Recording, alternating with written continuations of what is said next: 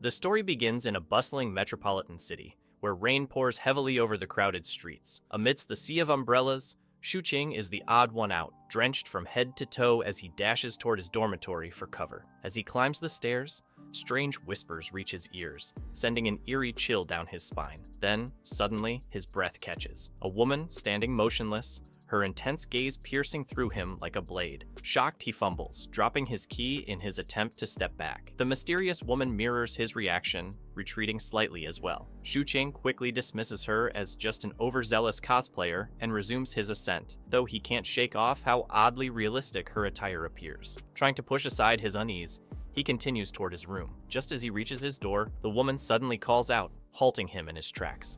Turning back, he casually states that this is his place. She flinches at his response, stepping back as if he's some kind of threat. This leaves him momentarily perplexed. Does he really look that intimidating? Brushing off the awkward encounter, he enters his room, casting one last glance outside to find her still standing there. After settling in, he changes out of his wet clothes, takes a warm shower, and grabs a can of soda from his fridge. He also picks up a bag of cat food, calling for his feline companion, Melon. Right on cue, the little furball appears, eagerly diving into her meal. As Qing enjoys his refreshing drink, he glances outside again, noticing that the rain hasn't let up. On a whim, he peeks through the peephole, expecting to see an empty hallway, but to his surprise, she's still there. Feeling a pang of concern, he cautiously opens the door and offers her an umbrella or assistance getting home. But instead of answering, she simply asks where they are. Qing, confused by the vague question, replies that they're on Beiwang Road. The girl goes silent for a moment before asking who he is. Caught off guard, he hesitates before giving her the most straightforward answer he can think of. He extends the umbrella again, but she only stares at it as if it were some foreign artifact. After a long pause, she introduces herself as a disciple of the Yan clan and admits she has no idea how she ended up here. Qing, skeptical, wonders if she's just deeply immersed in some historical roleplay. Sighing, he waves her inside, deciding to call for help. However, as he dials, the girl's attention snaps to the television. An advertisement plays on the screen, and before he can react, she draws her sword and slashes at it. Her face drains of color, as if she has just witnessed some dark sorcery that must be destroyed. Qing stands frozen in shock while the security guard on the other end of the call questions the strange noises in the background. Now left alone with this unpredictable swordswoman, Qing cautiously asks her where she's from. Instead of answering, she glares at the television, demanding to know whether the people trapped inside the strange glass box are alive. Realizing her shoes are simple straw sandals, he begins to suspect that maybe she isn't cosplaying after all. To calm her down, he raises his hands in a peaceful gesture and tells her to put the sword away. She hesitantly complies, and he takes the opportunity to ask for her full name and origins. She confidently states her name, Zhang He, before reiterating that she belongs to the prestigious Yan clan. Qing chuckles, half-jokingly asking if her clan is wealthy enough to compensate him for his now-broken TV. But instead of playing along, she looks utterly insulted. How could he not know of the revered Gusuyan clan? Qing shrugs. Never heard of them.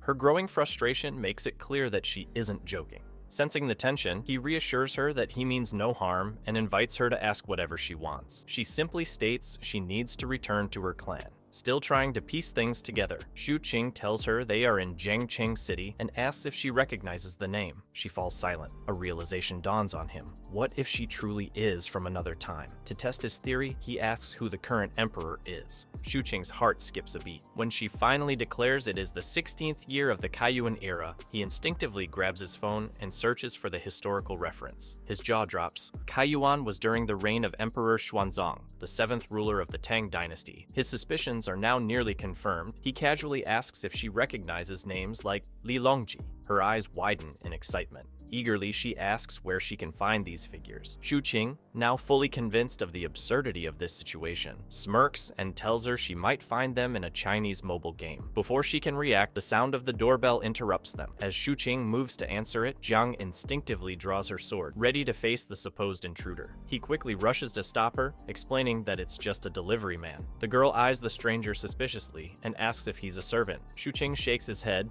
explaining the concept of food delivery. As he takes his meal, he turns to her and asks if she's hungry. She hesitates before refusing. However, her eyes betray her curiosity, lingering on the food. Still standing by the door, she suddenly asks why everyone she has seen has short hair. Are they all exiles? Qing nearly choked on his burger, suddenly horrified at the thought that she might have already attacked someone earlier. She quickly reassures him that she has simply been hiding in the shadows. Relieved, he takes another bite, but then she looms over him again, demanding to know about the hair. With a mouthful, he explains it's just a modern fashion choice. She turns her gaze to his meal, her interest clearly growing. Noticing this, Qing offers her a bite, but she stiffens, demanding to know what it is. He tries to explain, but she stubbornly refuses, still suspicious. Frustrated, he suggests she at least try a drink. He hands her a soda, assuring her it's sweet and unlike anything she has ever tasted. Instead of being grateful, she scowls, accusing him of looking down on her. He hurriedly clarifies, but the misunderstanding quickly escalates into a full-blown argument. In the heat of the moment, Qing accidentally knocks over his soda, the dark liquid fizzing across the floor. Jiang Hu stares in horror,